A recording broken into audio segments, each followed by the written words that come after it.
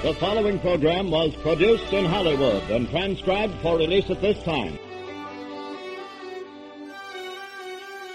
If you like peanuts, you'll like Skippy.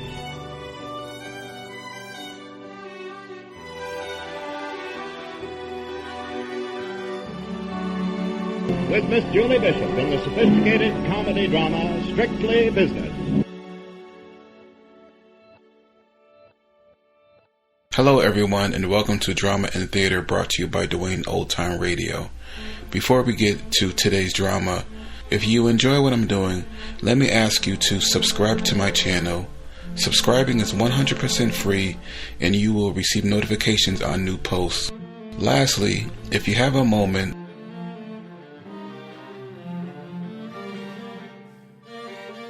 a positive review or rating would help me out a lot. And now, write a short 1 or 2 sentence review or give a rating on your preferred podcast service. Hope you enjoy. This episode aired April 11th, 1947. The following program was produced in Hollywood and transcribed for release at this time. If you like peanuts, you'll like Skippy. From Hollywood, Skippy, America's largest selling peanut butter, presents the finest in comedy, romance, drama, in the Skippy Hollywood Theatre.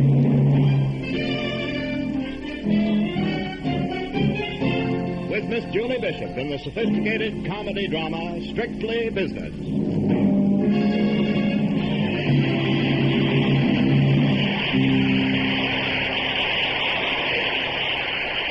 Here is our director, Les Mitchell. Welcome to the Skippy Hollywood Theatre. Our story, Strictly Business, is a smart comedy drama which should provide plenty of action for our star. She's a most charming young lady with a long list of fine pictures, such as Action in the North Atlantic, Northern Pursuit, Last of the Red Men, and many others.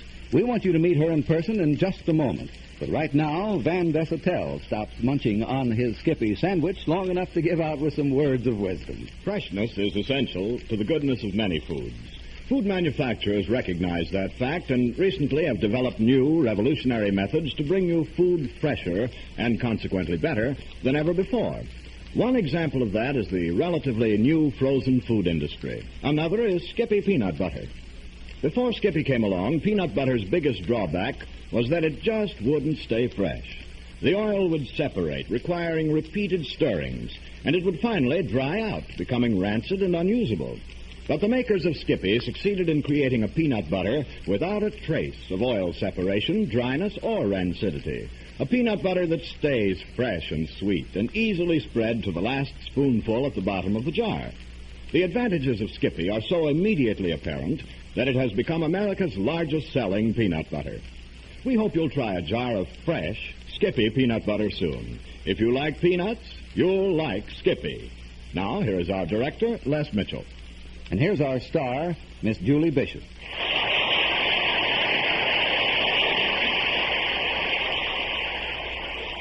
We're very happy you could be with us, Julie, and we're looking forward to a great show. Thank you, Les. I like the story, and I hope the audience will like me in it. Well, I'm sure they will, Julie, but there's only one way to proof a pudding, you know. You mean taste it? Mm-hmm. Well, I'm ready. Before we ring up the curtain, I want you to promise to tell the audience about your flying experience of the other day. Well, it's a little embarrassing, but I will if you want me to. Okay. I know the audience will enjoy it. I did. Now, curtain going up. Places, everyone. Curtain. The curtain is up, and here is the play.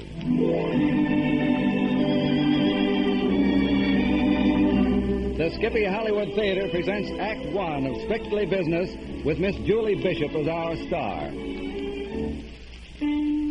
Our scene is the outer office of Barnes, & Barnes Incorporated, publicity agents of Hollywood. At the moment, Miss Thomas, the secretary receptionist, is alone in the office, but suddenly the hall door opens.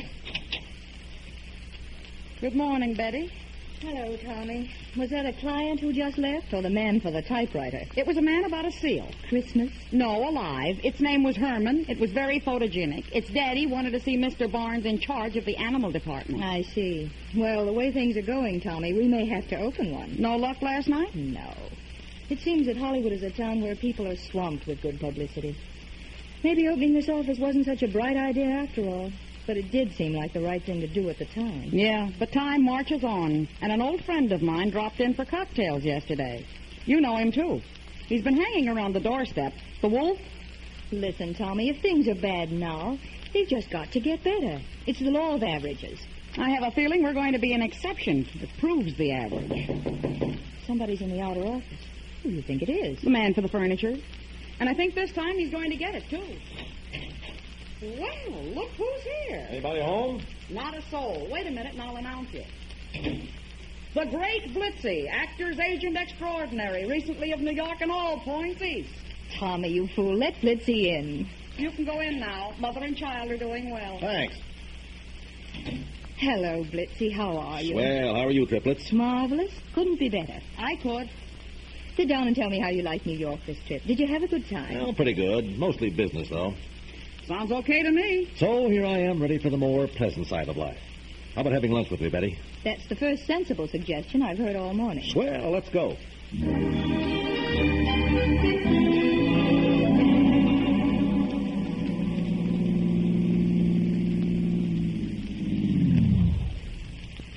Good afternoon. May I have your order? What do you want, Betty? Oh, tomato juice and a chicken salad. I'll have a steak sandwich and some coffee. All right, thank you. That's what I like about these places. Speedy service. What are you looking at, Betty? I said, what are you looking at, Betty? Oh. Yes, that car hop does have nice shoulders, doesn't he? Yes. In fact, he's very good looking. Yes. Why did you order chicken salad? Yes. Betty, are you listening to me or am I talking to myself again? Oh, of course I am, Blitzy. These places do have speedy service. You know, that car hop doesn't look like most car hops. Well, considering the fact that most car hops are girls, I'm not surprised. But you were going to tell me how Barnes were getting on these days. Well, frankly, Blitzy, all three of us are behind the eight ball. Oh, I'm sorry. So are we. You see, what we need is a reputation. The question is how to get one. Well, Betty, you know I've asked you this 100 times before, but seriously, why don't you make it Barnes, and Blitz? You mean merge? That and other things. Are you proposing again, Blitzy? Well, is the answer still no? I'm afraid so. You see, I still think I could make a go of this thing if I only had the chance. Why, good publicity can make or break a star. Yes. Make one or break one. Well, here's your order, folks. Yes. Good night, Betty. You aren't thinking of... Would you roll your window all the way down, please, miss? Yes. And now, if you just take this tray... Hey, look out! I'm terribly sorry. Are you all right, Betty? No, I'm fine. In fact, I look very well in what I eat. Oh, I don't know how to apologize. If there's anything I can do, It was probably my fault at that. I wasn't looking, was I, Blitzy? Not at the tomato juice. Oh, I'd be glad to have your dress cleaned for you, miss. If you want my name and telephone number, I'll be glad to pick it up and have it fixed. Never mind, young man. I'm sure the young lady wants to take care of it herself. Well, now that you mention it, that mightn't be a bad idea. Uh-oh. I think I'll take you up on that offer if you were serious about it. Of course I would. Would you like to call me? Yes. Who'd have guessed it? Blitzy, be quiet. Then your name was... Bill Dean. And my number is Crestview 15275. Thanks. I'll call you when I'm ready. Okay. I'll expect to hear from you. Don't worry, Mr. Dean. You will.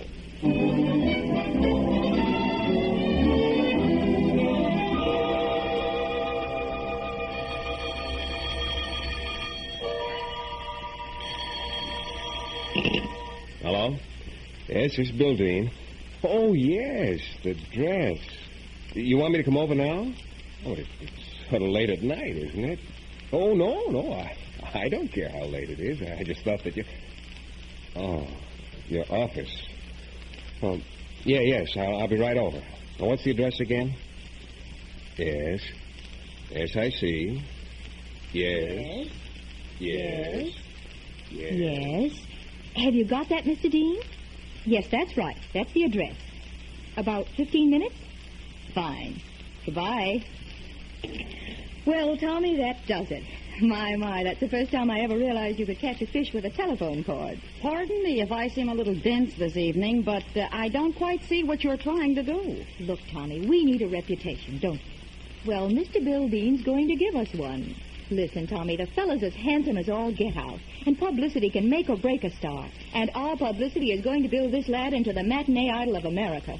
Of the world. That's wonderful, but can the fellow act? I don't know, but that isn't the important thing anyway. All he has to do is look pretty. Good direction and right handling will do the rest. And Barnes is going to do the handling.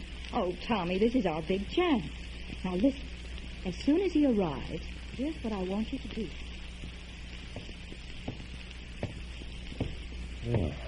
Barnes, and Barnes. Entrance. Okay, sister, I'm making one. Yes, Mr. Zanuck? Yes, Mr. Goldwyn said, and Mr. DeMille, yes, Mr. Zanuck. Well, I'll have Miss Barnes call you tomorrow. Will that be all right? Fine. Goodbye. Now, may I help you? Yes, but first, was that the Mr. Zanuck I think it was? Why, I think it's the one you think it was. Why? Oh, nothing. Nothing at all. Oh, are you Mr. Dean? Yes. Well, Miss Barnes is expecting you. I'll tell her you're here. Oh, thanks. I don't think I'll need you anymore this evening, Miss Thomas. I'll check over these contracts myself. Thanks for staying late. Oh, you're welcome, Miss Barnes. Good night. Good night. Good night, Mr. Dean. Oh, good night. Miss Thomas is an angel. I don't know what I'd do without her. Yeah, for a minute there, I thought you was going to tuck me in. Won't you sit down? Thanks. Cigarette? Thank you. If you want to give me that dress, I'll... Oh, the dress. Oh, well, you see, well, it's at home. At home? Yes, I forgot it. I thought you said on the phone that you had it here. I was mistaken. But that doesn't matter now, anyhow. Doesn't it? No, instead, let's come right to the point. Huh? I think you have motion picture possibilities. You do? Have you ever done any acting? 2 years in high school, 4 years in college, 3 years in little theaters, and a butler in a radio show. Why? Have you ever tried to get into pictures? Oh, no. I just came out to Hollywood to look at the palm trees. Look, what is all this? I came up here to get a dress, Miss Barnes. Mr. Dean, Hollywood is a town where front means everything. One of the best ways to get that front is by use of publicity. The correct build-up and glamorization can work wonders out here. Mr. Dean, with the right clothes, the right address, the right social and private life, the right publicity, you could go places. And Barnes is willing to give you all that. Now, what do you say? Is it a deal? Yeah, but what's the catch? I mean, where do you come in? On my desk is a contract stating that for certain money advance, you agree to pay us 10% of your earnings for the next 5 years, and also that Barnes handle your publicity exclusively. Oh, you mean this is strictly business? Of course it is. Well, is it a deal? Oh, give me a pen quick before I wake up. Here you are. And here's the contract. All right. There it is. Good. I'm sure our association will prove to be a happy one. Now, let me see. We'll have to get you clothes. You'll have to move to a swanky bachelor apartment. You'll need a valet, a car, and a new name. A new name? Well, of course, something with glamour. You have to become a new person, Mr. Dean, and let me tell you something. By the time I finish with you, I'll make you wonderful. Oh, thanks. That'll be nice. But now, the first thing is the new name. I wonder. Building. No. Wilding. No, it needs glamour. William Dean.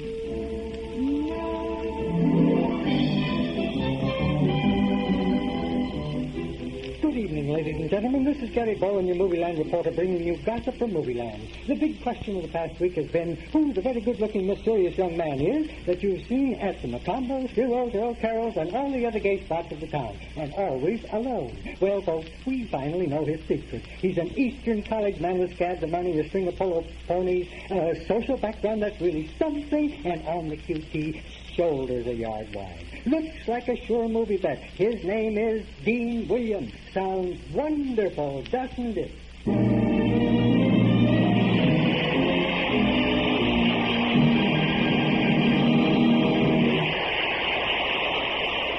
And the curtain falls on Act One. In just a moment, we'll return with Act Two of our Skippy Hollywood Theatre's presentation of Strictly Business, starring Miss Julie Bishop.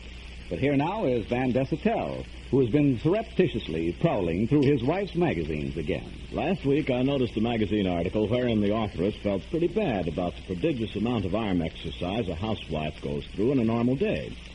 The article went on to talk about stirring soups, stirring gravies, sauces, peanut butter, and right there I stopped cold in my tracks. Aha, I thought, here is a poor, unfortunate authoress who has never had the delightful experience of trying Skippy peanut butter. The poor soul, I reflected, she obviously doesn't know that Skippy, unlike old-style peanut butter, never has a trace of oil separation, so it never needs stirring.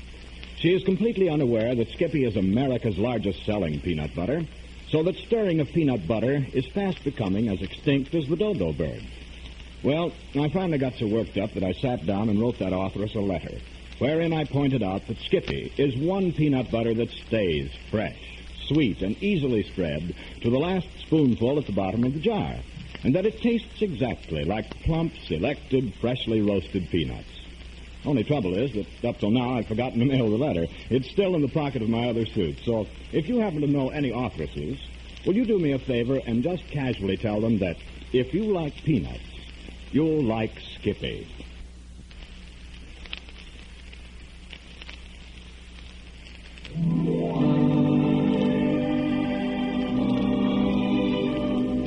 The Skippy Hollywood Theatre is presenting Miss Julie Bishop as Betty in Strictly Business. Well, Tommy, and how are things getting on with the Wonder Boy? Well, frankly, Blitzy, I think you've been blitzed. In other words, Betty's in love with him? That's my guess. But you see, she doesn't know it yet herself. As a matter of fact, she's been much too busy to stop and think. I wish I could hate the guy, but he is a nice chap. I wonder whatever attracted her to him in the first place.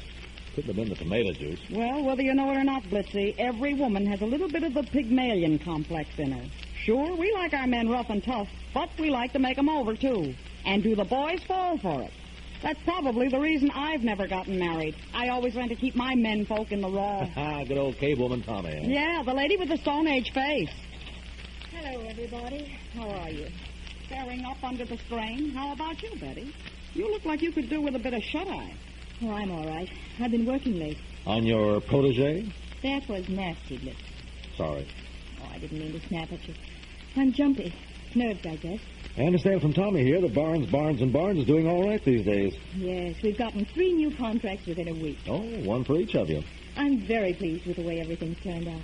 Oh, by the way, Tommy, did you check that newest contract? Not yet. I may as well get it done now. You know, I'm beginning to look back on the good old days when I had nothing to do with a certain amount of sentiment. Well, Betty? Yes? Mr. Dean Williams seems to have come to town to stay. Everything's worked out perfectly with Bill. Has it? I've noticed that he's always been seen alone at all the night spots. Let's see, if you're suggesting that I'm not letting Bill go out with the glamour gals because I want him for myself, you're vastly mistaken. The dealings that Barnes have with Dean Williams are strictly business-wise. Well, that's what you say. In fact, I'll have you know that I've already made a date for Bill to take Ethel Marshall, the new starlet, to dinner. Okay, but seeing is believing. Then read your morning paper for full details. All right, triplets. See you later.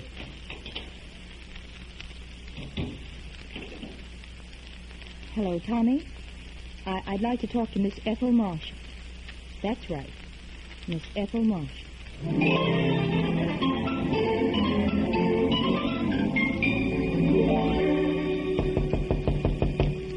Come in. Hello, Betty. Hello. What's on your mind, Bill? Well, after a great deal of consideration, I decided that the time was now propitious for me to ask for a date. You have one. I have.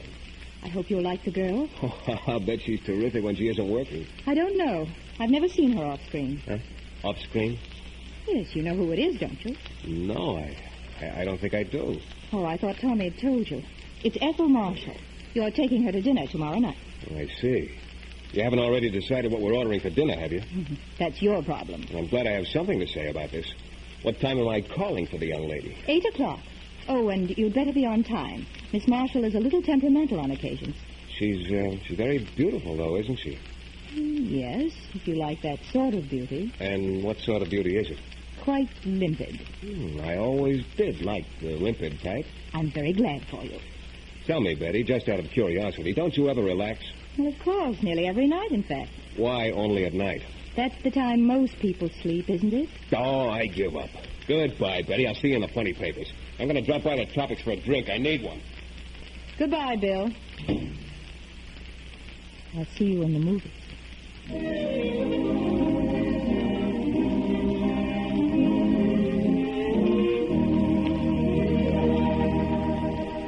Bartender, Yes, sir. double scotch. Yes, sir. Just a minute, cancel mine. Oh, hello, Blitzy. Didn't see you when I came in. I always thought a bar was a sanctuary, but no more. I'm through. No kidding, Blitzy? Why? Because I was having a drink to forget you, and here you are. Forget me. Why? Why? Because I've been in love with Betty for 5 years, that's why. I was doing all right, too, till you came along. I didn't know you were in love with Betty, Blitzy. Oh, yeah. That explains a lot of things. Well, I don't think you have to worry. It would appear that you have a far better chance with Betty than I have. Well, good luck, old man. Thanks a lot. I sure appreciate it. Hey, wait a minute. Don't go away. Why'd you wish me good luck? You're the guy she's in love with. Or are you?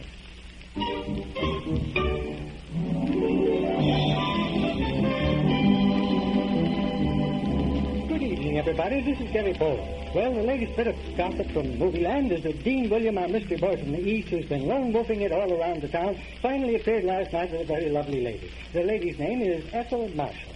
Can this mean a new romance? And by the way, Mr. William is also rumored to be testing at several of the major film companies.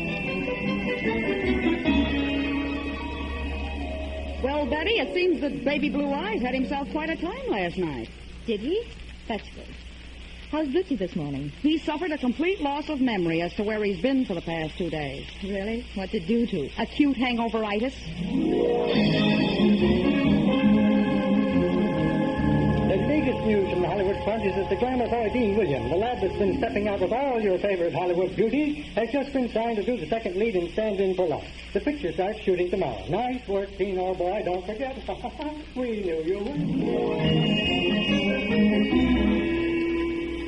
Well, I see by Variety that our great Lothario has been signed for the second lead in the latest super production. Yes, I know. I'm glad he finally made it. So am I. Now maybe our investment will start returning dividends. Well, you must admit we've done all right for ourselves.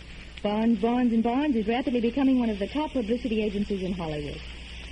Makes you feel swell, doesn't it, Tommy? I don't know. I've got the feeling that Barnes are going to have 3 broken hearts. Well, ladies and gentlemen, tonight's the night. Yes, tonight at the Westwood Village Theatre, the preview of Stand In for Love will get underway along about 9 o'clock. This is the picture which features the new romantic discovery, Dean William, who makes his debut in the second. No, Blitzy. But, Betty, you're being perfectly ridiculous. I said no, Blitzy. Oh, well, I suppose we may as well give up, Thomas. She won't weaken. All right, let's go to this epic. But remember, Betty, even Cleopatra kept a snake around for company when Mark Antony was away. Yes, but look what happened to her. I'll see you two later.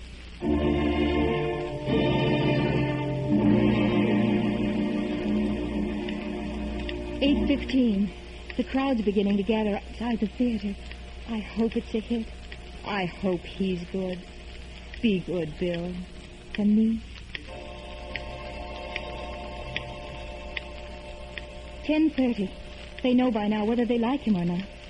I suppose they don't like him. Bill, why haven't you been around anymore? I could have told you how cruel preview audiences can be. But I guess by now you know. Oh, why does that clock move so slowly? 11:45. It's all over now. Tommy and Blitzy ought to be here any moment. Why don't they come? Oh, I hope he was good. But... Yes? Come in. Hello, Betty. Bill! But I didn't expect you. I saw Blitzy and Tommy before the preview. They said you were here. Yes. I had some work to do that kept me late. How was the preview? The audience booed. Oh, I'm sorry, Bill. Very sorry. But after all, this was only your first picture. There'll be more. Some of the time, what looks like failure is really success. You want me to be a success, Betty? Of course I do. Is it only because you're still hoping to gain profit from your investment? That wasn't very nice, Bill. You know that, isn't it? Besides, Barnes is now a great success. Well, then I suppose you have everything you want. Yes. Everything. Including Blitzy? Blitzy? Blitzy? Oh, aren't you in love with him? No. Whatever gave you that idea? Blitzy? Was he high? It's a matter of opinion. Poor Blitzy. He thinks he's been in love with me for a long time. But it's never been love, not really. It's just been a sort of affection. Love isn't like that. Love is chills running up and down your spine. It's your heart going on a roller coaster. It's happiness and sadness all mixed up with insomnia and a jumpy stomach. It's stars on a summer night. You seem to be very well acquainted with the tender passion. Maybe I've seen too many movies. Is there anything in the movies about a guy in love with a gal not succeeding? Oh? Then you're in love with someone? Mm-hmm. Congratulations. Anyone I know? Yeah, I think so. She's the only interesting partner in the firm of Barnes, and Barnes. You mean me? Maybe I'd consider the other Barnes, too. I love you, Betty. Oh, Bill. I never knew publicity work could be like this. Oh, darling. If I love Barnes, and Barnes, does that mean I can love you 3 times as much? Well, Betty, our man about Hollywood was a smash. Oh, I see. You've already found that out. Yes, he was terrific. But, Bill, I thought you said the audience booed. They were booing the other lead, darling, because he got the gal instead of me. They ought to see you now. Oh, Bill, darling. Come on, Tommy. This is no place for us. Come on, I'll buy you a drink. Can I order anything I please? Yes, as long as it isn't a tomato juice cocktail.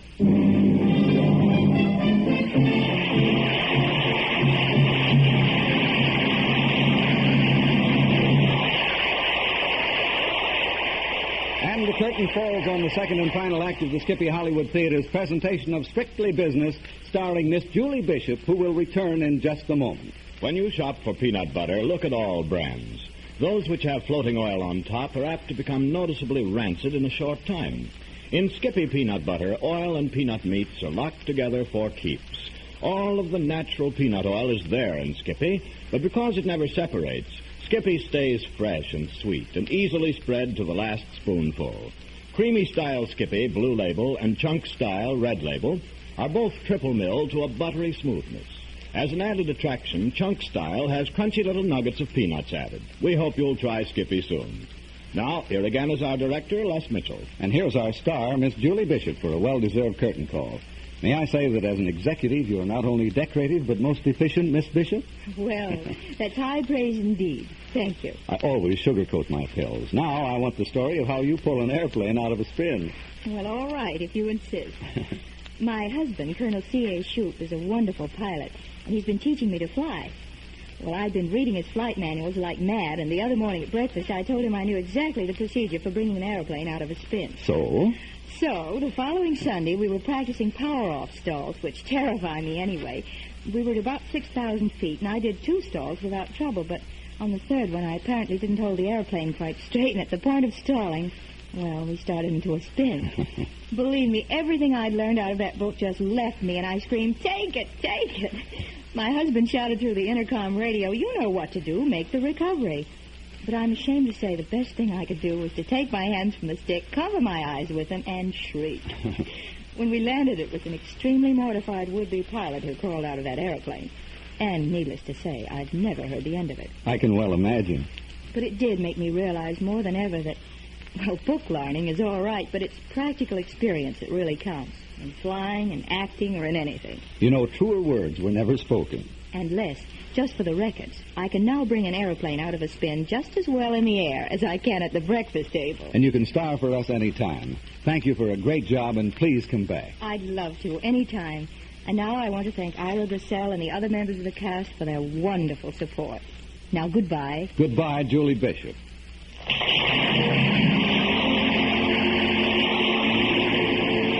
Julie Bishop was supported by an all-star cast. Ira Brissell as Bill, Fritzy Dugan as Miss Thomas, Carlton Cadell as Blitzy, O.J. Newworth as Boland. Strictly Business was produced and directed by Les Mitchell, who is here also as your host. Thank you for being our guest, and we hope you'll be with us next week. Musical score was composed and conducted by Del Castillo. Be sure to listen each week and hear such stars as Lorene Tuttle, Jane Darwell, Bill Goodwin, Barbara Luddy, and many other great actors and great stories selected especially for them. Dan Desautels speaking. For the Skippy Hollywood Theatre, this program was produced in Hollywood and transcribed for release at this time.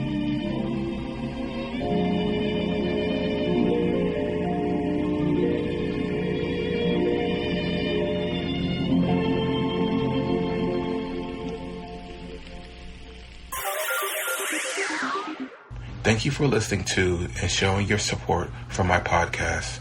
If you would like to receive notifications of when new episodes are posted, please subscribe to my channel. Subscriptions are 100% free, and they really help me get an idea of how I'm doing. You can also go to my website where you can listen to all of my podcasts for free, and you can also download episodes for free. The website is otr.duane.media. There is also donation information on there if you want to show your support or become a patron. You can email me at info@otr.duane.media. I'm also on Instagram at duane.otr. Well, hope you enjoyed, and until next time, stay safe, wish you well, and as always, peace.